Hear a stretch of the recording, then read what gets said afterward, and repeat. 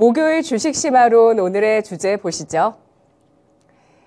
경기 둔화 회복 갈림길, 경기 연착륙 가능할까?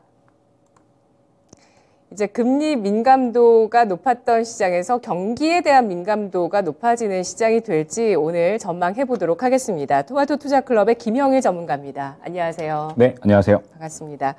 파월 연준 의장이 반가운 얘기를 해줬어요. 시장이 기다렸던 신호를 약간 보여줬는데요.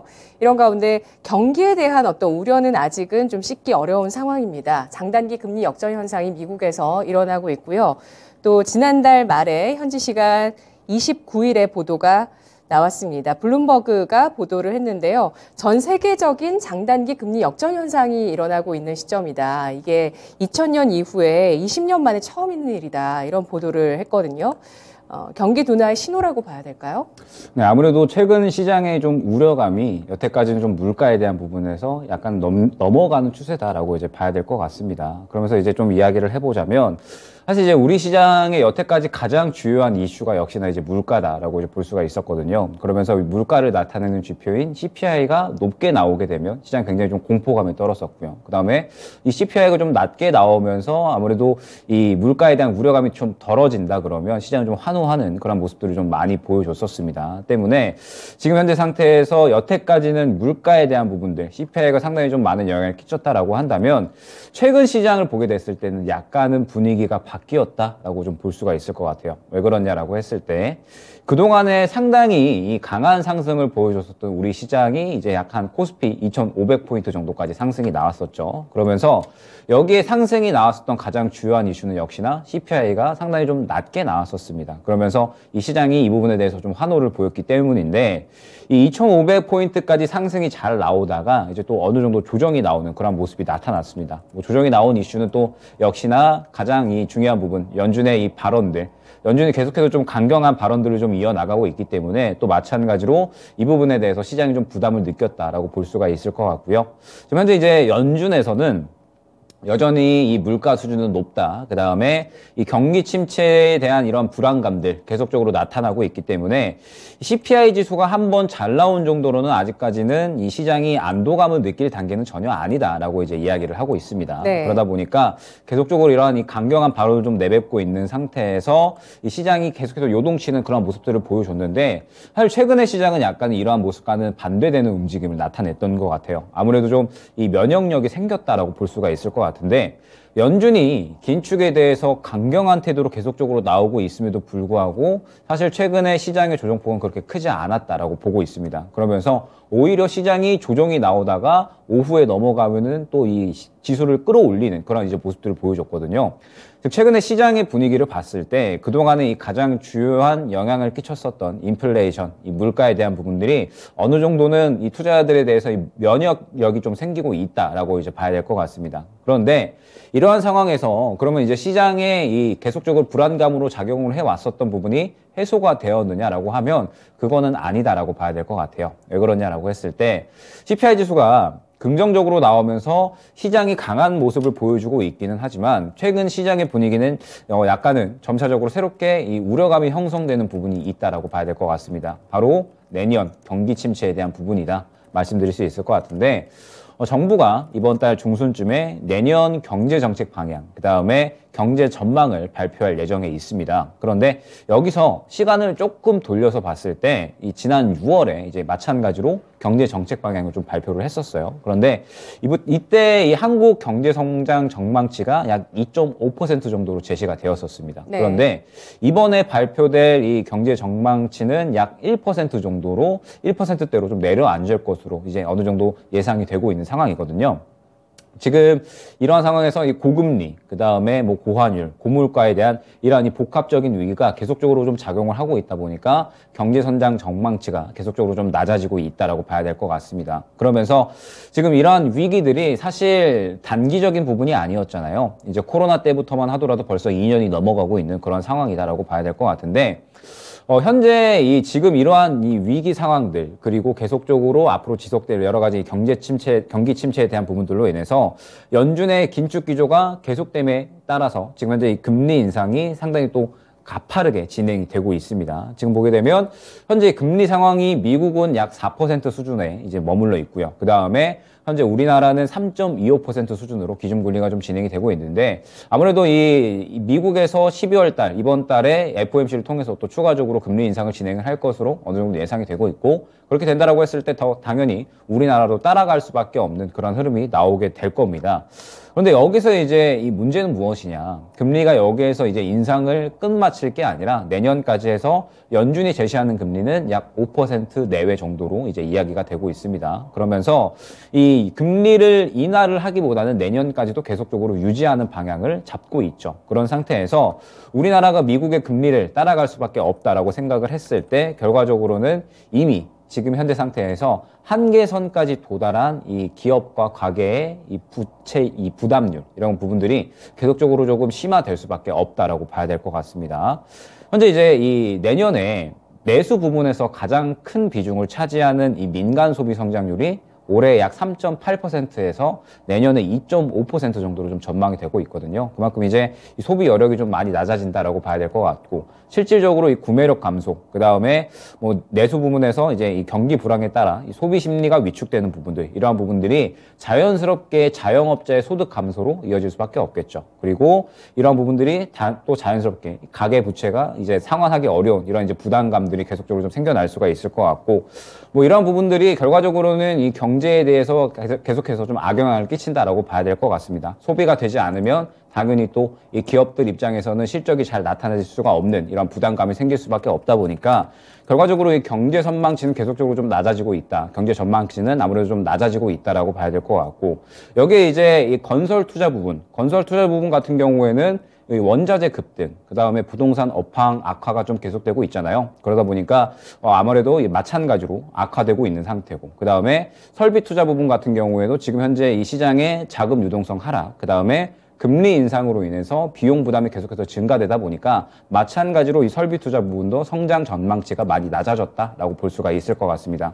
그래서 이제 우리나라의 가장 중요한 이 경제를 또 판단하는 지표 자체가 또 아무래도 수출 지표다라고 볼 수가 있을 것 같은데, 네. 수출 같은 경우에도 상당히 조금 내년에 타격이 좀 커질 것으로 보여지고 있어요. 이제 우리나라의 이 수출 전망치가 내년에 1.2% 정도로 전망이 되고 있습니다. 아무래도 글로벌 경기 침체 심화도가 이제 계속해서 좀 진행이 되고 있고, 그러면서 이 아무래도 최대 수출 품목이 반도체다라고 볼 수가 있을 것 같은데, 마찬가지로 반도체 업황도 계속해서 좀 부진한 상태이기 때문에 이 부분에 대해서도 타격이 있을 수밖에 없다라는 점. 그러면서 이제 우려가 되는 부분이 지금 현재 중국 상황이 조금 우려가 될 수가 있을 것 같아요. 지금 보게 되면 물론 이 규제 완화에 대한 이야기가 조금씩 나오고 있기는 하지만 중국이 이 제로 코로나 정책을 3년 정도 이제 이어나가게 되면서 이 시민들의 반감은 극도까지도 차오른 상태다라고 볼 수가 있을 것 같습니다. 그러면서 이제 최근에 대규모 시위가 연속적으로 일어나면서 이례적으로 이 시진핑 주석의 퇴진에 대한 이야기가 나오고 있는 상태죠. 때문에 아무래도 이 시위가 만약에 확산이 된다라고 하면 추가적으로 우리나라도 이 영향을 받을 수밖에 없다라고 이제 볼 수가 있을 것 같습니다. 때문에 이 수출 지표에 대한 부분들 아무래도 좀 타격이 클 수밖에 없다라고 봐야 될 것 같고, 그 다음에 경상수지에 대한 부분들 마찬가지로 올해 약 이제 213억 달러 수준으로 이제 예측이 되고 있는데 내년에는 145억 달러 수준으로 이제 하회할 것으로 좀 예상이 되고 있는 상태입니다. 그러면은 이 경상수지 같은 경우에도 상당히 조금 하락할 것으로 이제 예상이 되고 있죠. 즉 전체적인 모든 수치 자체가 우리나라가 내년에 이 경제 성장이 상당히 조금 낮아질 것이다라고 이제 이야기를 하고 있는 상태고, 이건 이제 뭐 우리나라뿐만이 아니죠. 지금 현재 뭐 미국이라든지 유럽이라든지 전체적으로 이 세계 경제 성장 전망치도 많이 낮아지고 있다라고 봐야 될 것 같습니다. 아무래도 이 글로벌 금융위기 직후인 2009년 수준으로 떨어질 수가 있다라고 이제 이야기가 나온 상태고, 지금 이 우려감을 계속해서 좀 야기하는 이러한 이슈들, 뭐 우크라이나 러시아 전쟁도 그렇고요. 계속해서 이 끝나는 게 아니라 지속이 될 것으로 보여지고 있기 때문에 아무래도 지금 현재 상태에서 내년에 대한 이 경제 성장 그리고 이 경기 침체에 대한 우려감은 계속해서 커지고 있다 봐야 될 것 같습니다. 네. 올해 이대로 마무리가 되면 OECD 국가들 가운데서 우리나라 GDP 성장률이 낮은 수준, OECD 국가 가운데 평균치보다 낮은 수준을 보일 것으로 예상이 되고 있습니다. 그래서 2년 연속 OECD 평균 대비 낮은 GDP 성장률이 예상이 되고 있고요. 내년 내다봤을 때 정부 차원에서 성장률 전망을 낮출 거라고 보셨어요. 1%대. 이게 대세이고요. 또 노무라 증권에서는 0.7% 한국 경제가 마이너스 성장을 할 거라고 내년도 전망을 내놓기도 했거든요. 뿐만 아니라 수출, 경상수지 여러 가지 지표들이 부정적이라는 점을 알아봤습니다. 수출은 중국의 경기 위축을 말씀해 주셨지만 그것 말고도 공급망 재편하면서 우리가 탈중국 해야 되면서 생기는 그런 부작용들도 나오고 있는 거잖아요, 수출에서. 네, 우리나라가 아무래도 중국의 의존도가 많이 높았고 지금 현재 중국에 또 문제가 많이 생기고 있는 상황이기 때문에 아무래도 새롭게 또 공급망을 개편하기 위해서 이러한 이 시간들이 좀 필요할 수밖에 없겠죠. 때문에 이러한 부분들에 대해서도 아무래도 이 내년에 부담감이 좀 작용을 할 수밖에 없다라고 봐야 될 것 같습니다. 네, 그렇습니다. 이런 현상들이 일어나고 있는 가운데 금리의 움직임을 보면 장단기 금리 역전이 일어나면서 경기에 대한 둔화 시그널이 나오고 있다는 것이죠. 그런데 이런 장단기 금리 역전이 실물 경제에 미치는 영향은 어떻게 있을까요? 일단 아마 최근 시장에서 가장 또 많이 들리는 키워드가 장단기 금리 역전일 것 같아요. 그러면서 조금 이제 이야기를 해보자면 보통 이 장단기 금리가 역전이 된다라고 하면은 보통 이 경기 침체 시그널로 우리가 이제 파악을 합니다. 왜 그러냐라고 했을 때 보통 이제 기준금리는 모든 금리의 기준이 되죠. 그러면서 이 기준금리를 인상을 하게 됐을 때에는 단기 채권부터 먼저 영향을 받게 됩니다. 그러면서 시간이 흐르면서 장기 채권까지 이 금리에 영향을 받는 이러한 구조다라고 볼 수가 있는데 현재 시장 상황에 따라서 지금 이 미래에 대한 불안감들이 좀 계속해서 좀 더해지고 있고 가중이 되는 그러한 상황이잖아요. 그러다 보니까 아무래도 이 기준금리가 최근에 빠르게 올라가면서 단기 채권이 영향을 많이 받았는데 이러한 상태에서 미래에 대한 불안감이 생기다 보니까 장기 채권에 대한 수요가 증가하게 되는 겁니다. 그러면서 이 장기 채권에 대한 수요가 증가하게 되면 장기 채권에 당연히 수요가 몰리니까 가격은 올라가고 금리는 내려가는 이러한 현상이 나타나게 되거든요. 그러면서 기준금리는 또 빠르게 올라가다 보니까 단기 채권의 금리는 올라가는 그러면서 이제 장단기 금리 역전 현상이 발생이 되는 겁니다. 그러면은 이 미래에 대한 불안감들이 계속적으로 커지면서 장단기 금리 역전이 나타나게 되는 거니까 지금 현재 이 장단기 금리 역전은 경기 침체 시그널로 받아들여지고 있다라고 이제 봐야 될 것 같아요. 그러면서 이제 11월까지 이 국고채 3년물 금리가 연 3.669% 수준으로 이제 유지가 됐었습니다. 반면에 이제 10년물 금리 같은 경우에는 3.606% 수준으로 이제 나타나고 있어요. 그러면은 이 금리 역전 현상이 11월 21일 이후로 이제 계속적으로 좀 지속이 되고 있다라고 이제 봐야 될 것 같고 이러한 현상은 이제 2008년에 리먼 브라더스 사태 이후에 지난 9월 약 14년 만에 나타났다라고 볼 수가 있을 것 같습니다. 그런데 이 부분도 뭐 한두 번 나타난 게 아니라 최근 2달 사이에 계속적으로 이 장단기 금리 역전 현상이 발생이 되고 있다라는 점, 상당히 경기 침체에 대한 우려감이 좀 깊어지고 있다라고 봐야 될 것 같고 이러한 부분들은 결국에 이 실물 경제에도 악영향을 끼칠 것이다. 이제 우려감이 좀 커지고 있죠.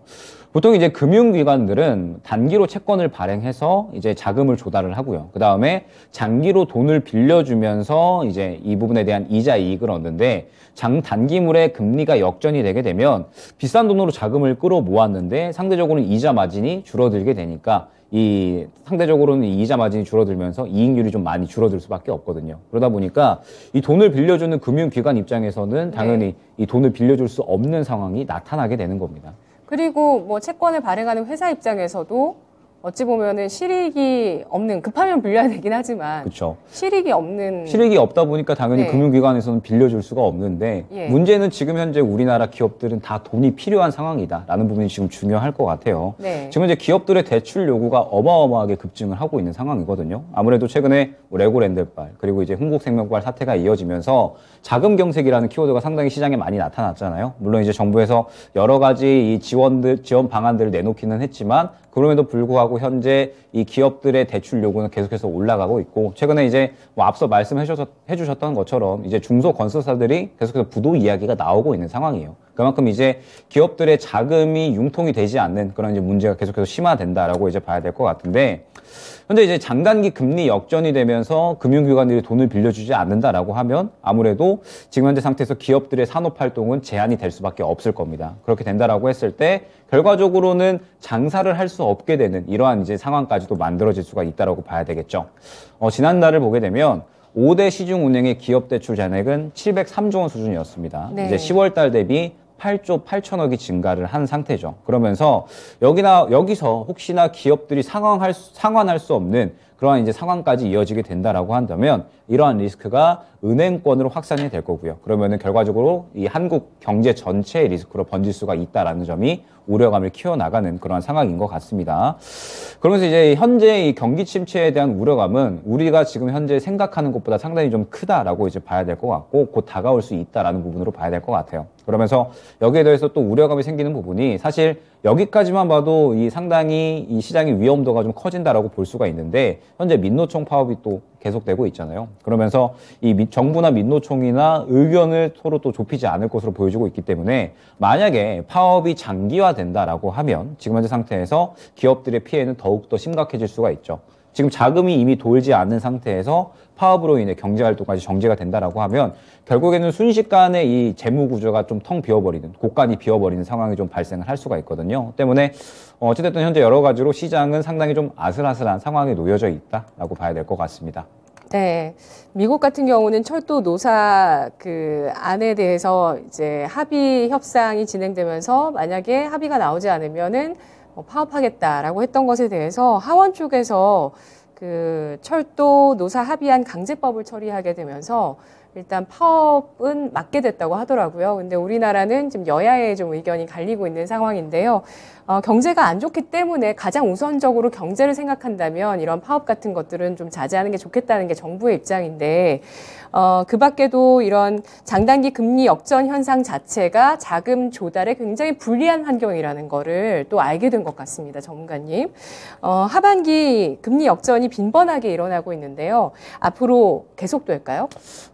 결국에는 이제 지금 현재 금리 역전이 나타나는 현상 자체가 이제 네. 계속적으로 이 이슈들이 좀 이어져 왔었잖아요. 뭐 코로나로 인해서 과도하게 유동성이 공급이 됐다라든지, 그 다음에 뭐 러시아 우크라이나 전쟁의 장기화, 그 다음에 뭐 3차 산업의 성장 둔화 등등 해서 여러 가지 악재들로 인해서 지금 현재 이러한 상황이 좀 나타났다라고 봐야 될 것 같습니다. 그러면서 이제 현재 연준의 스탠스를 보면 물론 오늘 이 긴축 속도 조절에 대한 이러한 이 환호를 보여주고 있기는 하지만 여전히 강경한 태도는 고수를 하고 있다라고 봐야 될 것 같아요.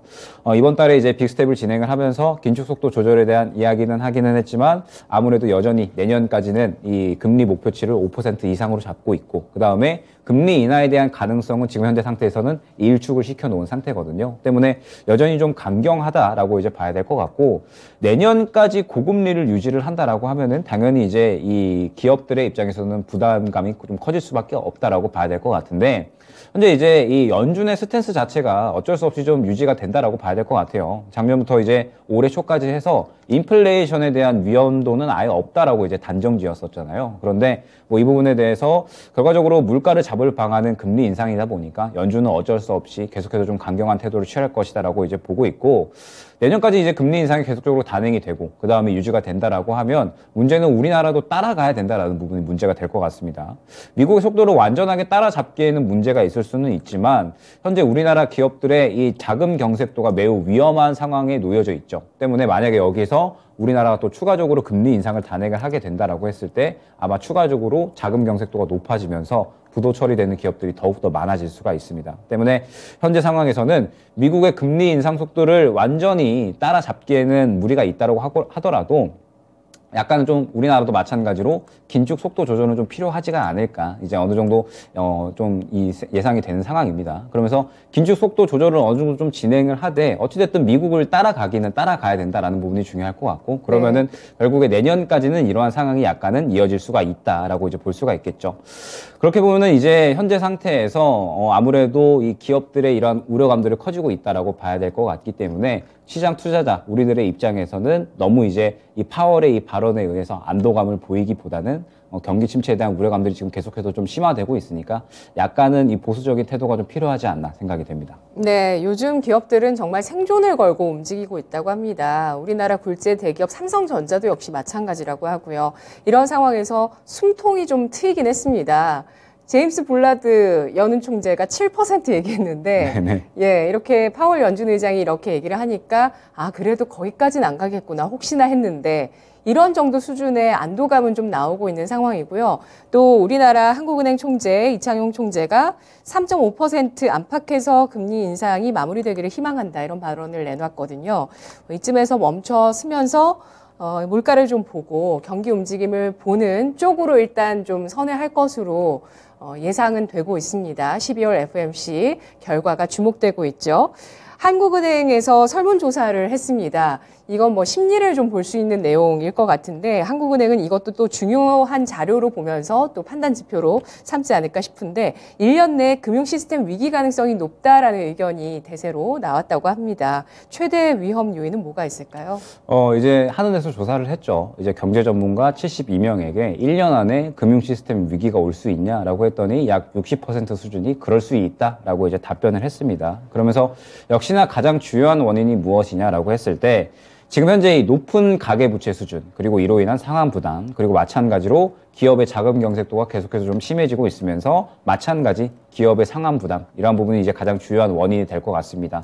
그러면서 현재 이제 각 기업들은 말씀드렸듯이 자금 조달 여건이 매우 이제 불리한 상황에 놓여 있다라고 봐야 될 것 같아요. 재무적인 안정성이 상당히 조금 이 불안해진 그런 이제 상황이다라고 볼 수가 있을 것 같은데 이런 상황에서 이제 기업들은 어떻게든 좀 자금을 채워 넣으면서 고관을 좀 채워 놓고 그 다음에 또 추가적으로 이 사업들을 좀 이어 나갈 수 있는 그런 선순환이 돼야 되는데 지금 현재 상태에서 자금 융통이 되지 않다 보니까 지금 현재 상태에서는 아무래도 이 기업들의 우려감들 리스크가 좀 커지고 있다라고 봐야 될 것 같습니다.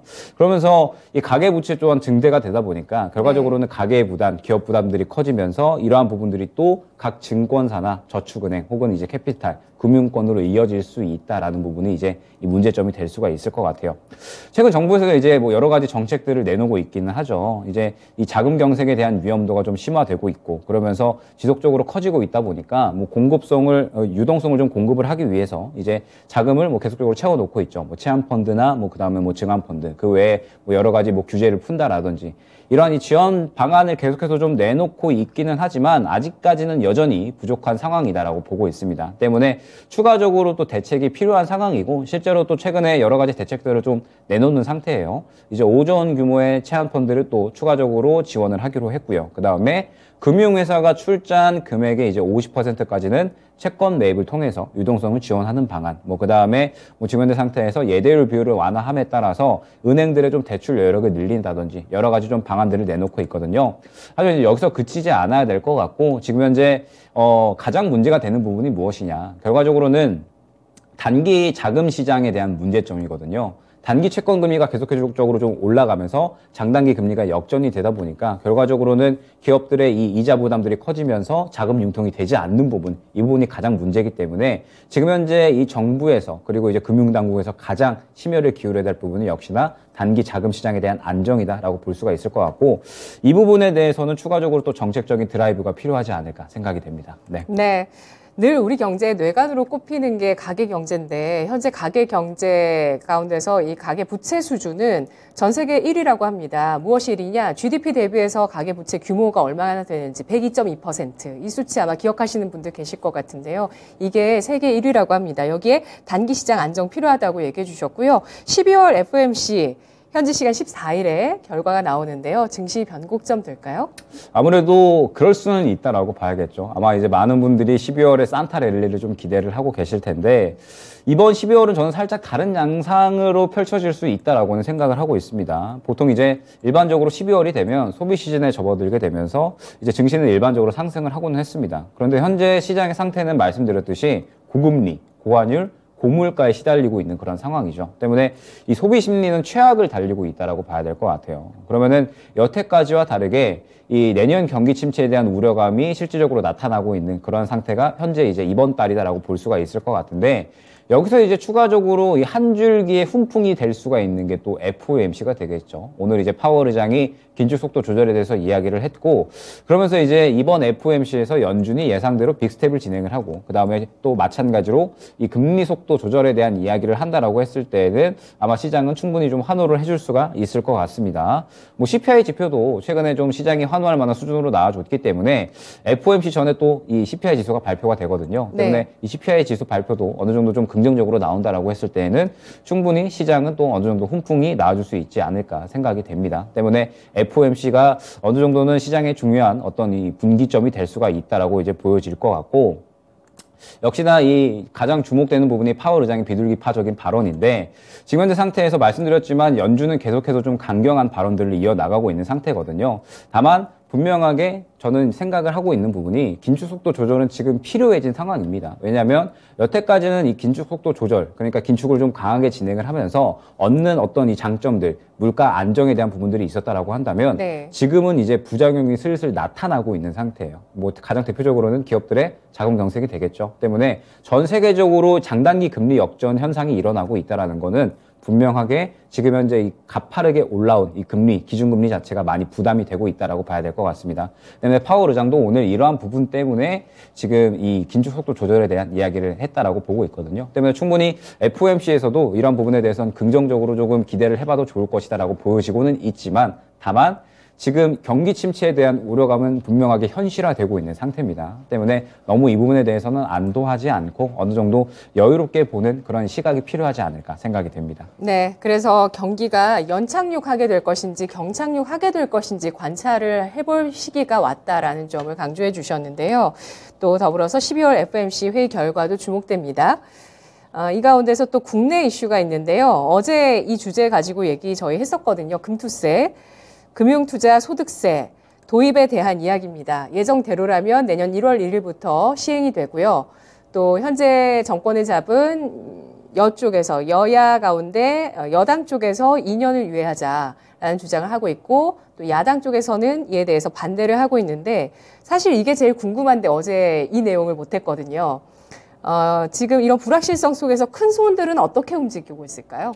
저는 사실 이 금투세에 대해서는 아무래도 부정적일 수밖에 없을 것 같아요. 그러면서 어제 이제 많은 이야기들 하셨으니까 이제 제 의견을 좀 추가적으로 첨언하는 수준에서 말씀을 드린다면, 사실 이제 이 최근에 시장에 가장 큰 상승이 나왔었던 부분이 이제 코로나 이후에 유동성 공급 부분이었죠. 그러면서 시장에 가장 이 뒷받침했었던 이 체력 자체가 유동성이다라고 볼 수가 있을 것 같아요. 시장에 이제 자금이 굉장히 큰 폭으로 유입이 되다 보니까 이를 이제 기본 체력으로 하면서 시장이 굉장히 큰 상승이 나온 거거든요. 때문에 우리 시장은 이러한 이 유동성, 이 자금이 굉장히 좀 중요하다라고 볼 수가 있을 것 같은데, 최근 시장을 보게 되면은 이러한 이 자금들이 굉장히 줄어들게 되면서 체력이 좀 많이 낮아진 상황입니다. 그런데 여기에 아무래도 여태까지의 이 이야기들을 봤을 때 이미 시장은 많이 체력이 떨어진 상황인데, 추가적으로 금투세까지 내년 1월 1일에 도입을 한다라고 하면 현재 상태에서 완전히 체력이 다 떨어질 수밖에 없는 그런 상황이다라고 봐야겠죠. 지금 현재 이 금투세에 대한 이야기도 굉장히 이제 여야에서 공방을 조금 이제 펼치고 있는 그런 상태인데, 금투세를 이제 이야기하는 부분은 이 슈퍼개미에 해당하는 세법이다라고 이제 이야기를 하고 있습니다. 그쵸? 그런데 네. 말씀드렸듯이 저는 전혀 그렇지 않다라고 보고 있어요. 결과적으로 큰 손들이 떠나가면서 큰 자금들이 떠나게 되면 이 종목들이 올라가고 내려가는 데 있어서 굉장히 긍정적인 흐름이 나올 수가 없다라고 보고 있거든요. 그리고 큰 올라가는데. 손들이 사실 뭐 우려가 크고 공포 있을 때 잘 버티고 있잖아요. 그렇죠. 자금을 빼지 않고 잘 버텨주는 역할을 하는데, 이런 세금 때문에 자금을 빼기 시작하면은 누가 받쳐줍니까? 상대적으로 낙폭도 훨씬 커질 수가 있는 거고, 올라갈 때에도 20% 올라갈 게 10%밖에 올라가지 못하는. 그러니까 사실 저는 이 금투세에 대해서는 전체적으로 모든 투자자들이 피해를 볼 수 있는 그런 법안이다라고 보고 있습니다. 때문에 현재 상태에서 결과적으로 우리 시장에 가장 필요한 거는 자금이다라고 볼 수가 있는데, 금투세는 아무래도 지금 현재 상태에서 이 자금에 대해서 악영향을 끼칠 수밖에 없다라고 보고 있고, 시장은 이미 많이 힘든 상황입니다. 이제 투자자분들도 벌써 이제 이 작년 중순부터니까 하락장을 1년 반 동안이나 견디고 계신 거거든요. 그런데 여기에서 시장이 경기 침체에 대한 우려감까지도 현실화되고 있는데 금투세까지 도입을 한다라고 하면은 상당히 시장에 또 악영향을 끼칠 수가 있기 때문에, 저는 최소한 이 여당에서 내놓은 게 2년 유예 아니잖아요. 때문에 최소 2년 정도는 그래도 유예를 해주는 게 지금 현재 상태에서는 내년에 내년에 이 시장의 불안감을 좀 어느 정도 방어해 줄 수 있는 수단이 될 수 있지 않을까 생각이 됩니다. 네. 마지막으로 12월 포트폴리오 전략 세워보도록 하겠습니다. 방어력을 강화하기 위한 전략 주시죠. 네, 일단 12월은 굉장히 조금 중요한 구간이 될 겁니다. 아무래도 이 CPI 지수 발표도 또 예정이 되어 있고, 그리고 이제 FOMC도 발표가 되면서 이제 아무래도 경기 침체가 현실화되느냐, 그렇지 않느냐에 대한 어떤 이 분기점이 될 수가 있을 것 같은데, 지금 현재 보게 되면은 이 FOMC 결과까지 저는 최대한 좀 보수적으로 매매를 좀 진행을 해야 된다라고 보고 있습니다. 아무래도 이 결과가 나올 때까지는 눈치 보기 장세가 좀 나타날 확률이 굉장히 높거든요. 때문에 FOMC까지는 이 시장에 대해서 어느 정도 좀 보수적인 태도로 진행을 하면서 네. 현금 확보를 해놓는 전략도 저는 나쁘지 않다라고 보고 있습니다. 그러면서 12월 중순까지는 최대한 이 방어적으로 이제 이 시장에 대한 대응 전략을 꾸려 나가시는 게 좋을 것 같고, 그러면서 저는 이제 역시나 이 주목을 해야 될 부분이 무엇이냐. FOMC 이후에 아마 여러 가지 이 종목들 그리고 시장의 방향성이 갈릴 거거든요. 그러면 시장의 방향이 올라가든 내려가든 저는 이번에 굉장히 또 큰 상승이 나올 수 있는 종목군들이 역시나 4분기에 실적이 굉장히 잘 나올 수 있는 종목군들이다라고 보고 있습니다. 계속해서 많이 강조드리지만 지금 현재 이 경기 침체에 대한 우려감의 가장 큰 원인 중에 하나는 사실 실적이다라고 볼 수가 있겠죠. 기업들이 자금 경색이 심해지면서 산업 활동을 할 수 없게 되고, 그러면서 이제 우려감이 커지는 상황인데, 결국에 이러한 상황에서 굉장히 이 전체적인 이 장사를 잘 하면서 실적이 잘 나오는 기업 수 있다라고 보고 있습니다. 때문에 지금 현재로부터 이 12월 중순까지는 4분기 실적이 잘 나올 수 있는 종목들을 좀 꾸려놓고 이후에 약간 담아가거나 혹은 모아가는 전략을 취한다라고 하면 저는 충분히 또 이 산타랠리, 약간은 지금까지와는 다른 양상이 진행될 수 있지만 또 이 실적주에 한해서는 산타랠리를 느낄 수 있다라고 보고 있거든요. 때문에 12월의 이 전략은 FOMC 같은 이런 굵직한 이슈가 있기 때문에 방어적인 전략을 취하되 4분기 실적주에 주목해보면 충분히 네. 또 산타랠리를 느낄 수 있을 것이다 말씀드릴 수 있을 것 같습니다. 4분기 실적주 어떤 섹터가 있을까요? 다 사실 굉장히 좀 많이 말씀을 드렸던 부분이 있거든요. 뭐 방산주도 좀 많이 말씀을 드렸었고, 그 다음에 뭐 기대감이 살짝 차오를 수 있는 종목군들, 뭐 메타버스도 그렇고요. 뭐 그 다음에 엔터 쪽도 그렇고 굉장히 많이 있습니다. 여러 가지 섹터가 있으니까 네. 아마 조금만 찾아보시면 분명히 여러 가지 종목들이 나올 거거든요. 이러한 종목들 잡아가시면 충분히 또 좋은 수익 나타날 수 있을 거라 생각이 됩니다. 네, 알겠습니다. 오늘 경기 침체 가능성, 과연 이 둔화되고 있는 경기가 연착륙으로 갈지 경착륙으로 갈 수 있을지에 대한 의견 알아봤습니다. 김영일 전문가였습니다. 고맙습니다. 네, 감사합니다. 지금까지 투자 판단에 도움드릴 수 있는 내용들 알아봤습니다. 다만 주가의 상승과 하락을 보장하지 않는다는 점 유의하시면서 투자하십시오. 물가와 금리에 대한 민감도가 좀 낮아지고 있는데요. 불안감이 완전히 해소됐다기보다 면역력이 생긴 것으로 판단을 하고 있습니다. 새롭게 부각되고 있는 우려감, 경기 침체에 대한 가능성, 이것이 전 세계적으로 이례적으로 장단기 금리 역전 현상이 나타나고 있는 거니까요. 이게 20년 만에 처음이라고 합니다. 향후 경기 흐름 잘 관찰하실 필요 있고요. 잘 찾아보면 4분기 실적주 많이 있다고 하니까요. FOMC 이후에 대응할 수 있는 그 여력 마련해 주시기 바라겠습니다. 시청해 주신 여러분 고맙습니다.